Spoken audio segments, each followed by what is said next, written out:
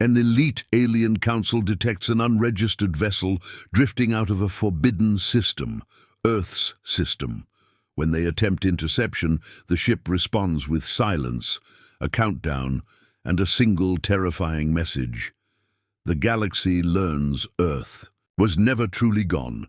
The Arxeers of Velcri Prime convened in silence, orbiting 6,000 kilometers above the burn-scarred moon of Televac. Their bodies, silken mantis-like forms encased in crystalline membrane, reflected the holofeed, projecting a slow-rotating, scarred spacecraft. It wasn't in any registry. Its transponder screamed dead languages and corrupted encryption. Its hull bore no known house or charter. And yet, emblazoned in red carbonized alloy, was a sigil, a broken planet wrapped in barbed lines. Earth, whispers infected the mind net like a virus. Earth is quarantined. Class 15 Deathworld, entirely hostile biosphere. No one has survived entry in 6 millennia.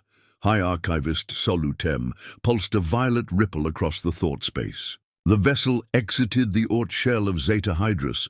No known propulsion markers, no crew manifests. A Lakari war thought sliced through the net. Destroy it. They launched 3 interceptors. 6 minutes later, the mind feed of Interceptor. Alpha broke apart mid-sentence, guttural static, then a screech of reversal code. Beta and Gamma followed. Last telemetry, thermal interior scan. Movement, 2 bipeds, 1 standing still. Then came the voice. It echoed not over a single frequency, but across galactic command nodes, embedded inside secure quantum channels. Calm. Human, you are in possession of Earth-registered salvage. Stand down. Silence followed. High Archivist Solutem extended a dozen dendrites into the uplink. Identify yourself. No reply. Transmit crew status. This is a direct demand from the Velcri High Council. Still silence. Then 10, 9, 8. The countdown was inside their own systems. Panic flooded the chamber. Command AIs surged to override, but found their subroutines already rewritten. Across ships, firewalls melted like sugar. 6, 5. Emergency evacuations began. War cruisers armed singularity lances. Autodocs ejected royal embryos into deep vaults. 3, 2. Suddenly, the Arxeers remembered something buried, an ancient Terran transmission recorded by the last expedition before Earth was sealed. Recovered. By an automated drone half dissolved by acid rain. We don't come in peace, we come home. Wonder the ship blinked out of every sensor grid. Without an FTL signature, every flagship in the Velcri fleet lost power for 7 seconds. During those 7 seconds, inert AI cores lit up in Terran red. Quantum drives hissed cryptic affirmations. 1. Final message glowed inside every bridge screen and neural link. Claim confirmed. This vessel is Terran property. And then, nothing. No one spoke. The chamber sat in frozen void. Because Earth wasn't dead anymore. The mining colony of Shar Vesht had no defenses. It didn't need them. Positioned on the edge of galactic civilization, its workers extracted cryothorium from beneath layers of methane ice and subatomic sludge. It was silent, cold, forgotten, until the Terran ship arrived. No one saw it enter orbit. It didn't decloak. It simply wasn't there, and then it was. A flicker, a shadow behind the stars. 16 orbital satellites went blind within 1/10 of a second. The colony AI, built for geological scans and logistics routing, collapsed into recursive panic. Inside Control Sector 9, Administrator Pack shivered against the sudden loss of warmth. The heating grid was online. Technically, he tapped his comlink. Central, I need a heat check. Feels like... The room dimmed. All hollow walls snapped to a black static. No symbols, no warnings, just a voice. Do not touch the vessel. It wasn't a command. It was a final reminder. Pack's hands hovered above the terminal, frozen. His second-in-command, a three-eyed Verleen named Katesh, was already backing toward the sealed bulkhead. "That wasn't us," she whispered. "That voice didn't come through any comms channel. The light surged, then died. Above. The colony, the Terran ship, slowly unfolded. No breathed. A single latticework structure from its belly. It wasn't a weapon, not by galactic standards. It was worse. A relay spike, the kind used before the collapse era, before subspace security.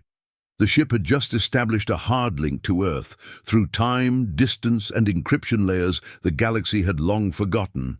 And then the data started, flowing. The workers below didn't see it, but orbital surveillance outposts caught glimpses, blueprints, weapons specs, strategic simulations.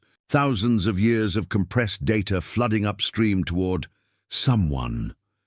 Pak whispered, "They're calling home." Katesh said nothing. Her eyes were wide, unblinking. She stared at the wall as if it would open and explain. "Should we report?" "This?" he asked, her voice cracked. "To who?" Far above, in silent orbit, a trio of Valkyrie warships arrived from high-fold space.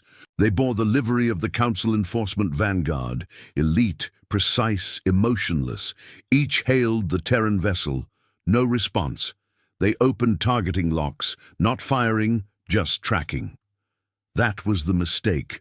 For exactly 1 second, every system across all three ships went to null. Weapons, gravity, oxygen compression, offline. In that instant, every crew member blacked out, not fainted, not unconscious. Blacked out, as if they'd never been there. They awoke 2 seconds later with bleeding ears, ruptured memory cores, and one message etched into their primary view screens. "You are tracking Earth property. Cease." This is your one notification. The Terran ship never moved, never turned weapons. It let them leave. At the edge of the system, in a concealed observation station, Commander Ayla Monroe exhaled into her suit.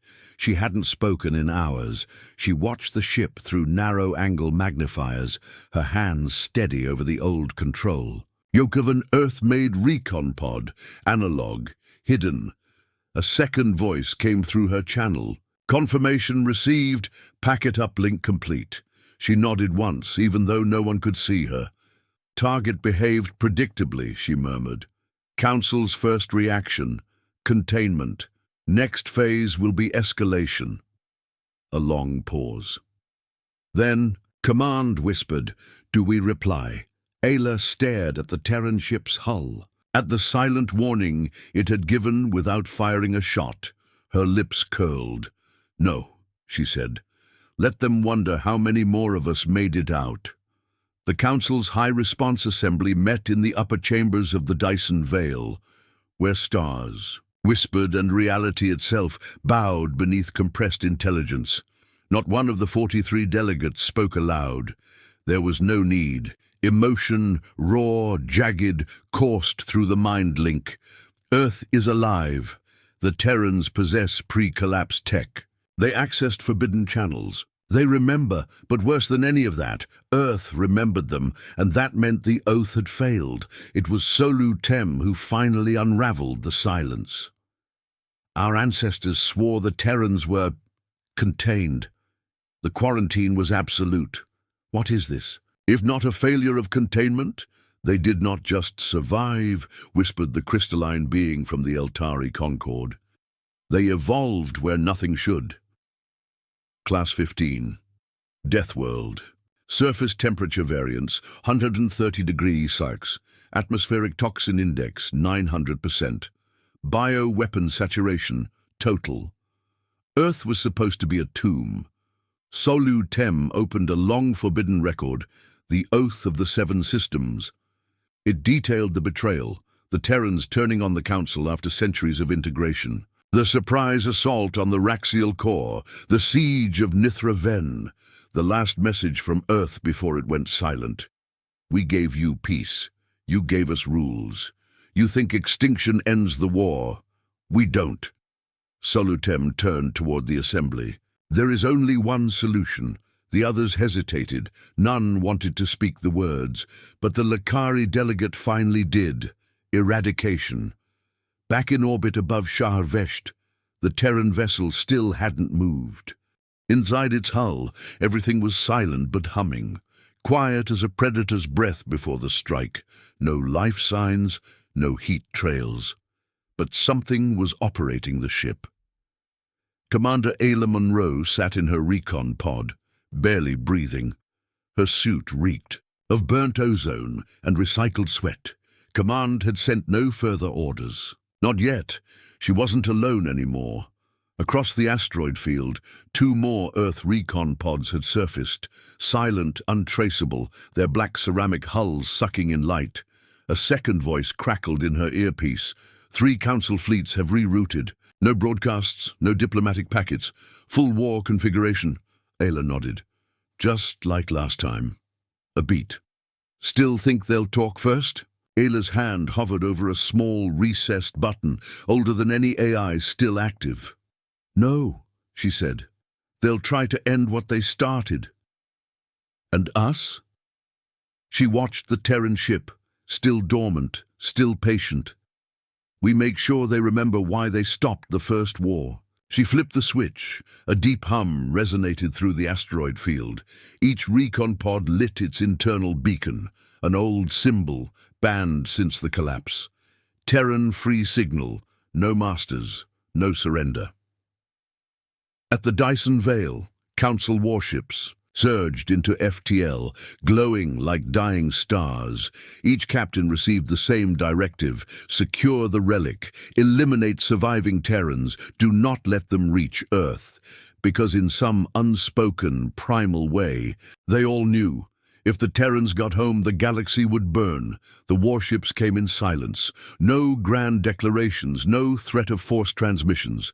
They arrived like executioners, engines veiled in distortion sheens, weapons arrays locked and cycling. 3 dreadnoughts, 2 swarm carriers, and a Lakari slicer vessel, designed to rip open time-locality around their targets. The Terran ship floated still, a monument in the black. War Commander Vital of the Lakari Confederacy observed, from the bridge of the Vengeance Curve, no defensive fields, no kinetic shields. It's derelict. He didn't trust it. His second clicked mandibles. Permission to deploy boarding constructs? Vital gave a sharp nod. Send drones first. If it's truly empty, I want confirmation from all decks. The slicer vessel launched 300 autonomous infiltration units. Each one shimmered with anti-reactive coating and neural phase mimetics, invisible to sight, undetectable by scan. They entered the Terran ship through an ancient impact scar. The moment the first drone crossed the threshold, the lights inside. The ship blinked on, all of them, every corridor, every bulkhead. Then came the scream.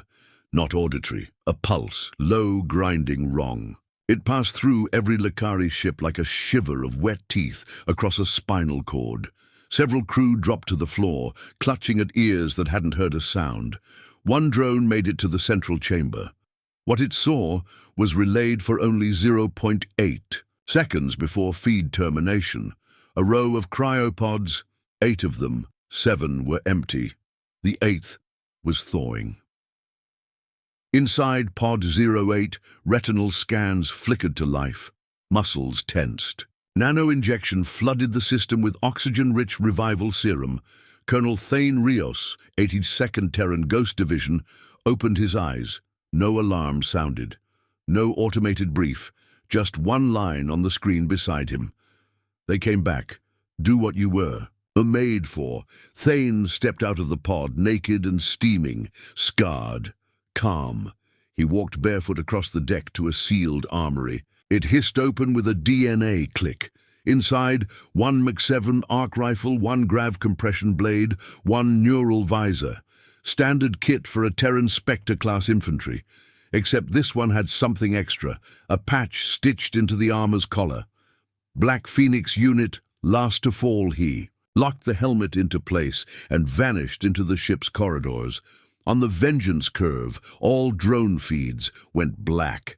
Vital slammed his claws into the control matrix. What did they see? A technician's voice trembled. One occupant.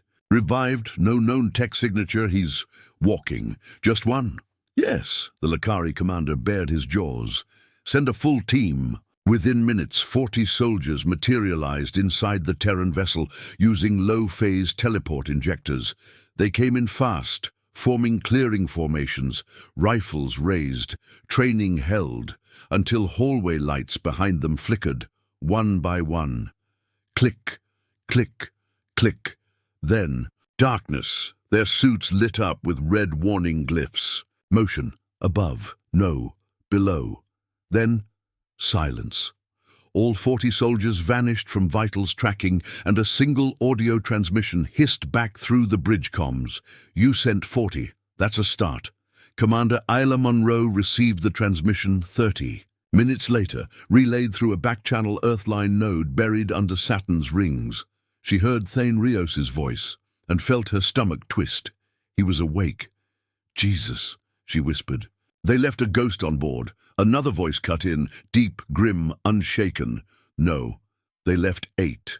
The Lakari dreadnoughts didn't send more boarding parties. They knew better now. Instead, they began the purge cycle.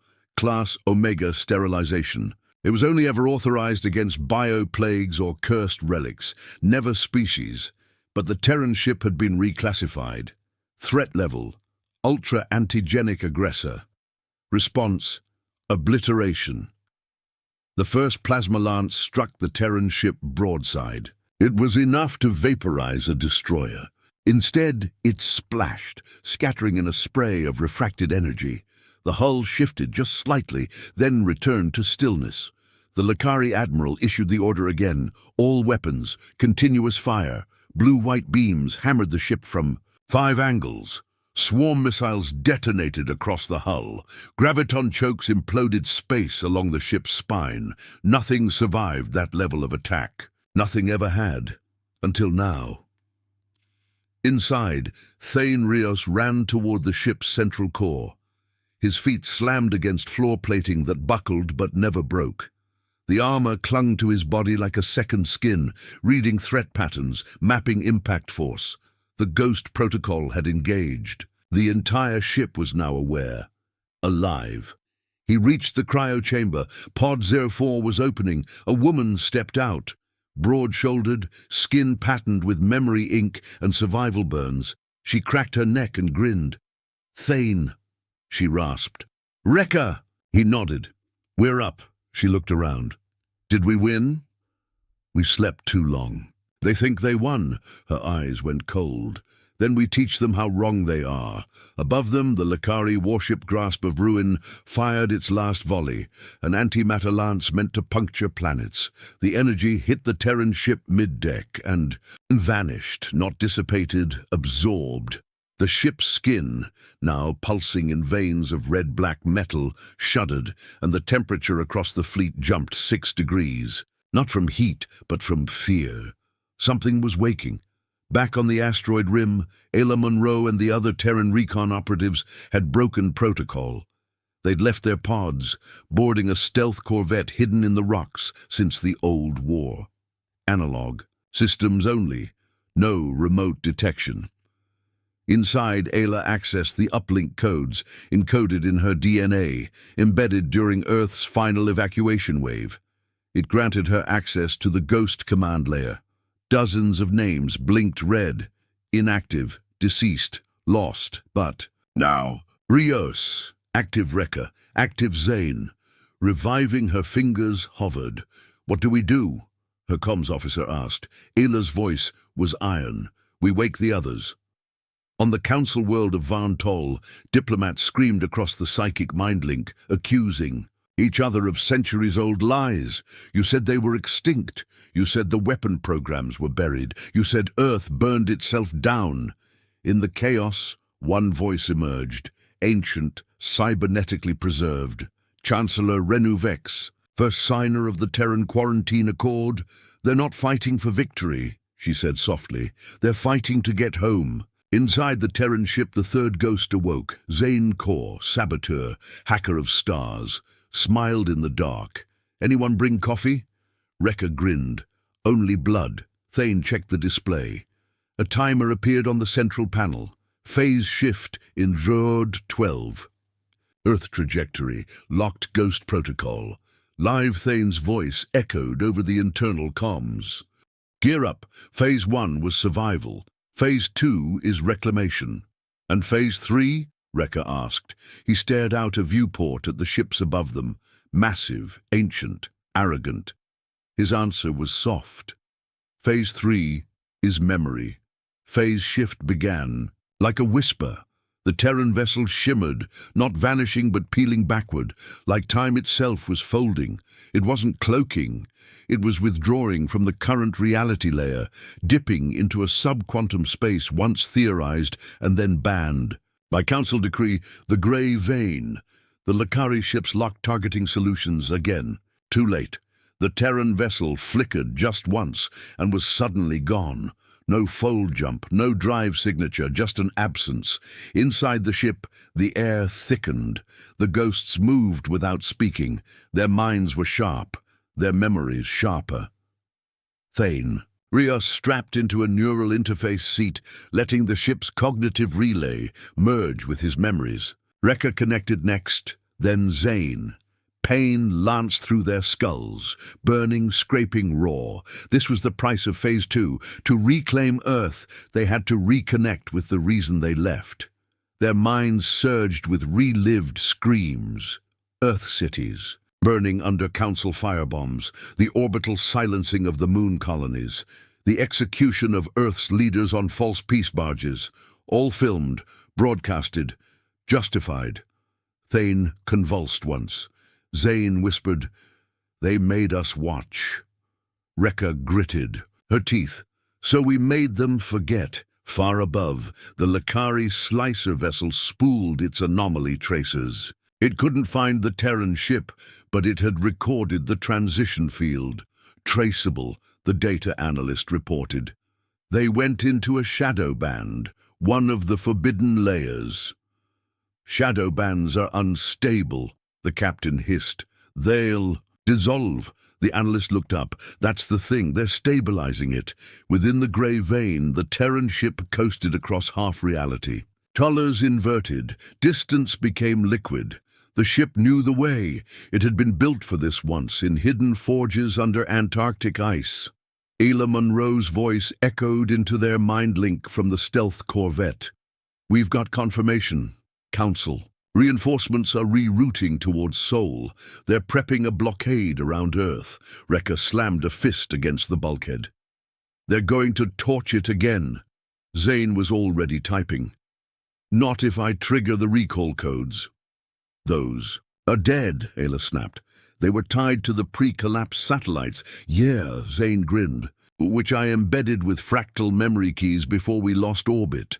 The ship buckled. The Grey Vein grew thin. Earth was near.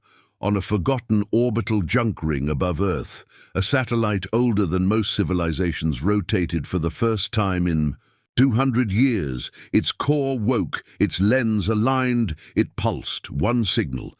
Ancient, coded, ghosts, homebound. Prepare. Beneath Earth's crust, in underground vaults untouched by surface radiation, machines lit up. Armor grew legs. Guns uncurled from steel slumber. The Home Guard AI, Mother Forge, opened her singular eye. Children are coming home. Back in council space, panic rippled. Chancellor Vex stared at the reports. Relay stations going dark. Shadow pulses over dead systems. Earthborn code infecting their archives. "We buried them," she whispered. An aide stammered, "They buried themselves deeper." Aboard the Terran vessel, the view screen snapped open. Blue, green, scarred, beautiful. Earth, the last sanctuary. "The first battlefield," Zane whispered. "We made it." Thane didn't smile. "No, we haven't landed yet." Ayla's voice came through again, calm, unyielding. "You've got 3 minutes until the council blockade hits full saturation. Get below the ionosphere, or they'll crack you mid-descent." Wrecker grabbed her controls. "Then let's make them bleed on re-entry." The Terran ship folded again, exiting the grey vein like a blade from its sheath.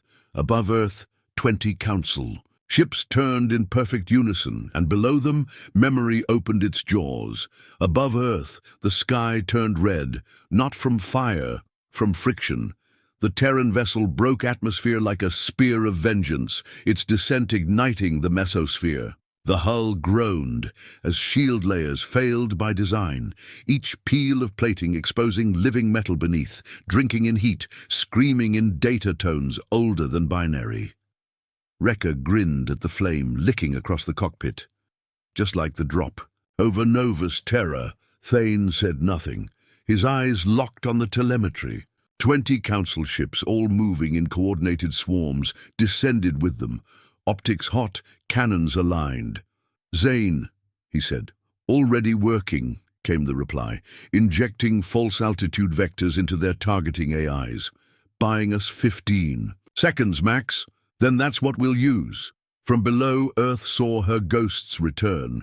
Every camera still functioning, military, civilian, orbital, captured the burning streak across the heavens, and then another and another. The ghost. Pods followed the main vessel, each one piloted by old soldiers the galaxy had forgotten. 7 ships. 7 names burned into the atmosphere: Phoenix, Hydra, Eclipse, Grim, Valka, Ember, Hellion. The final trail split wide across the clouds. The sky was bleeding. Council flagship Eminent Grace fired first. A gravity spike meant to crush the Terran ship's core with the force of Jupiter's pull. It hit and failed. The spike folded into itself. Crushed by the Terran ship's own event-altering field, a stolen prototype they'd improved in silence beneath the oceans of Europa. Then the Terran ship fired back. It didn't launch missiles. It didn't emit beams. It howled, a sub-harmonic. Sonic burst, undetectable by instruments, rang through every Council vessel above Earth. Half their systems blinked out, organic circuit pathways frying in sympathetic resonance. Crews screamed, ships veered. The flagship exploded internally, ripped apart by its own shields reversing polarity. On the ground, survivors of the old wars looked to the sky, children who grew up in silence, not knowing why the stars were off limits. Now, they knew, they saw it. Humanity had returned. Zanecor's voice echoed through the ghost link. "They're scrambling to patch nav systems.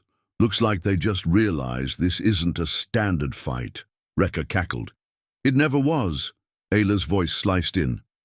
"We've got ignition points triggering across Earth. Ancient defense platforms buried during the Great Quiet are coming online. They're syncing to your ship's ID." Thane reached forward and pressed his palm to the console. "Command authority, Ghost, Zo-1, authorization, Sol will not yield." Every dormant weapon on Earth received the signal. Sky batteries hidden inside. Dead cities. Railguns buried under glaciers. Kinetic rods in orbit previously inert. They all woke. Target acquired. Non-Terran vessels in local orbit. Strike window. 0007 Chancellor. Vex watched the data scroll in horror. They've integrated Earth's crustal defense grid with their drop systems. A younger diplomat gasped, "But that tech's obsolete." The Chancellor's voice was hollow. "Then why are we the ones dying?" In orbit, the counter-volley began. Earth struck back. The sky turned from red to white. Council ships detonated mid-broadcast. The harmony of form broke apart across the upper troposphere, its crew screaming into the void. Terran weapons struck not for dominance, they struck for proof. Proof that humanity never stopped defending its home, even in death.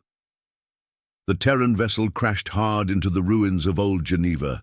Impact radius 2 miles, not casualties, 0, because Earth had cleared the landing for them. Automated drones dragging ancient civilians into bunkers the world forgot existed. They stepped out, Thane, Wrecker, Zane. The Earth's last ghosts had returned to its soil, and the war had only just begun. The silence after impact was heavier than any warship's cannonade. Dust clouded the sky, swallowing the ruins of Geneva's shattered skyline. Thane Rios stood amidst crumbled walls and broken glass, the taste of ozone and burnt metal sharp on his tongue.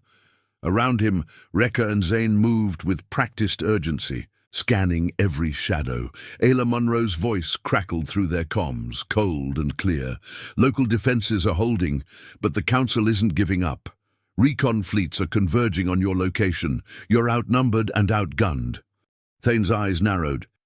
Then we use what they don't expect.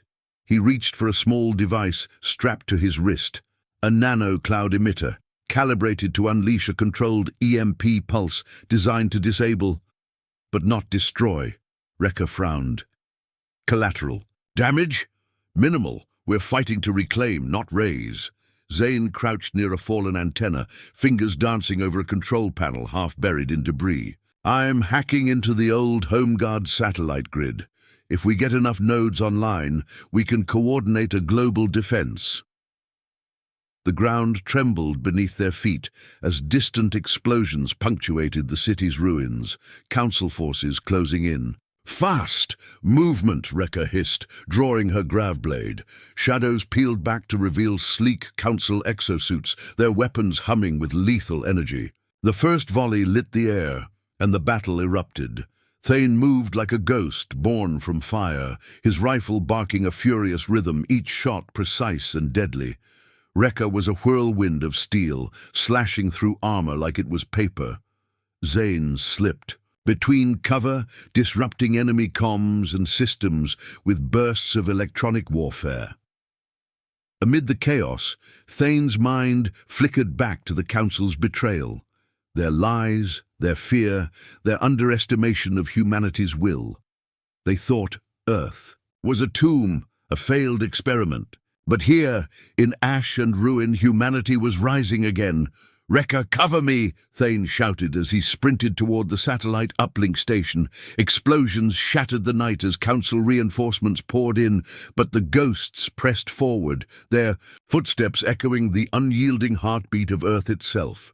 Zane's fingers flew over the uplink controls. Satellite nodes online, signal strength at 80%. Ayla's voice crackled again, hope threading through the static. Good work. Earth's defenses are waking. You're not alone anymore. Thane's gaze lifted to the horizon, where the first glimmers of dawn began to pierce the smoky sky. We're home, he whispered, voice fierce and steady, and we'll fight for every inch. The ruins of Geneva burned faintly in the morning light, but the true battlefield was the invisible war of wills stretching across star systems. From deep within the Council's command hub, Chancellor Vex slammed her fist against the holoscreen. They've shattered the accord. Earth is no longer quarantined, no longer forgotten, diplomats argued, voices rising like a storm. We underestimated their resilience. They should have died in the purge. This defiance will ignite rebellion across the sector. Vex's gaze hardened. No, this is war. Meanwhile, Earth's forces were rallying. Thane and Rekka led the push to secure strategic bunkers beneath the shattered cities. Zane coordinated cyber defenses, breaking into Council data streams and sowing confusion among their ranks. At the heart of their efforts, Ayla Munro coordinated with Home Guard AI Mother Forge. The Council believes technology defines supremacy, she said, voice steady over comms. But we have something older, memory, resolve, and a world they never truly understood. Rekka nodded, watching young soldiers rise from bunkers, their eyes alight with fierce hope. They fight not for conquest, but for reclamation. Council. Reinforcements massed at Earth's edge, dreadnoughts and swarm carriers prepared for a final assault. Yet the Terran ghosts moved like shadows, slipping past blockades, igniting uprisings on colony worlds under Council rule. Thane paused, feeling the weight of centuries in his bones. We're not just reclaiming Earth, we're reclaiming our place in the galaxy. Zane's laughter echoed through their comms, a rare sound. Let them come. We've already won the first battle. In the council chambers, Vex whispered to herself, "The ghosts of Earth will haunt us forever." The war was no longer confined to Earth. It rippled outward, fracturing systems and alliances. The Terran ghosts became symbols of rebellion, their return igniting dormant resistance cells on forgotten colony worlds. Thane stood on the bridge of the reclaimed battlecruiser Erebus, watching holomaps flicker with fleet movements and insurgent strikes. "Every council outpost we topple chips away at their command." Wrecker paced, her voice low and fierce, "but every victory costs more than blood. It's the memory of loss that fuels us." Zane's fingers danced over a console, decrypting intercepted council transmissions. "They call us the Phantoms of Sol, a name meant to frighten their troops." He smirked. "Ironically fitting." Ayla's voice came through, steady as ever. "The Home Guard systems are stabilizing. Earth's defenses are weaving together again, ancient tech interfacing with new nanotech. The planet itself is fighting back." Below, deep beneath the crust, Mother Forge pulsed, a heart of molten metal and algorithms, breathing life into dormant factories and weapon caches. "We're not just fighting a war," Thane said quietly. "We're awakening a world." But in the shadows, council operatives infiltrated with poisons disguised as peace, spreading doubt and fear. Wrecker's eyes burned with resolve. "They'll learn we don't trade mercy for submission." The Erebus surged forward, engines humming with raw power and purpose.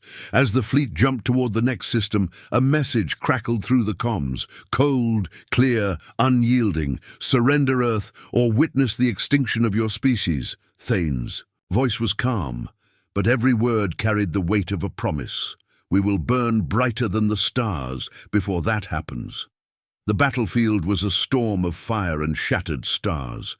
The Council fleet had converged, bringing overwhelming force to crush humanity's resurgence once and for all. But the Terran ghosts were ready.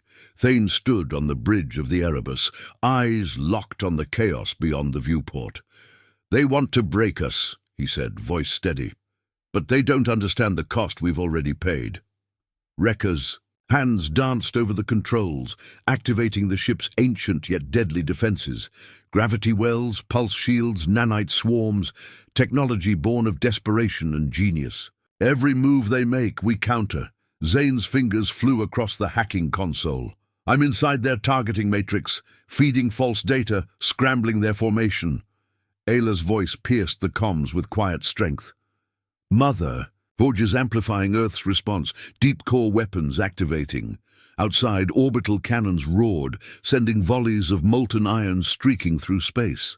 The Council ships faltered, caught in a lethal crossfire, but the tide was not without sacrifice. Alarms blared as the Erebus took heavy damage. Fire spread through the engineering decks. Thane gritted his teeth. "Hold the line, for Earth, for all of us." The Council flagship exploded in a burst of light and fire, an echo of humanity's unyielding spirit. As the dust settled, a chilling silence followed. Wrecker whispered, "This is it." Thane looked to his crew, to the distant stars beyond. "Then we finish this, together." The void beyond Earth pulsed with silent fury. The Council fleet, shattered but not defeated, regrouped for a final assault. The Terran ghosts stood at the precipice, humanity's last stand and first true reckoning. Thane Rios stared out from the battered bridge of the Erebus. His voice was calm but heavy with centuries of pain and hope. "This is not just a fight for Earth. It's a testament to every scar we carry, every betrayal we survived." Wrecker loaded her weapon, eyes burning. "They think they can bury us beneath the stars, but we're the ones who rise from ashes." Zane's fingers danced over the command console, launching countermeasures, hacking into Council vessels, turning their own systems against them. Let them see what it means to face ghosts. Ayla's voice came steady and sure over the comms. Mother Forge is initiating the planetary defense matrix, launching kinetic rods, activating subterranean railguns. Earth itself becomes a fortress. Council dreadnoughts fell one by one, blasted by unseen weapons and relentless human fury.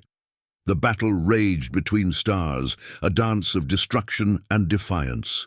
The flagship Eminent Grace closed in, its captain's voice booming with cold disdain. Surrender, or witness extinction. Thane met the challenge with a quiet, resolute voice. We don't surrender, we endure. Soul will not yield. With a surge of power, the Erebus unleashed a concentrated pulse, a weapon born of Earth's deepest secrets and human will, ripping through the flagship's core. As it exploded, a wave of energy surged outward, crippling the Council's fleet. The survivors broke formation, retreating into the dark. Below, Earth's surface trembled with new life. Automated factories awoke, cities rebuilt themselves, nature reclaimed its throne. Thane, Rekka, Zane, and Ayla stood together, battered but unbroken. We're home, Thane said, voice steady. And we're not leaving. Rekka smiled fiercely. The galaxy thought Earth was dead. They were wrong. Zane grinned. This is only the beginning. Ayla's voice softened, carrying a promise. The ghosts have returned, and they will haunt the stars forever. The sun rose over a scarred but free Earth. Soul would never yield.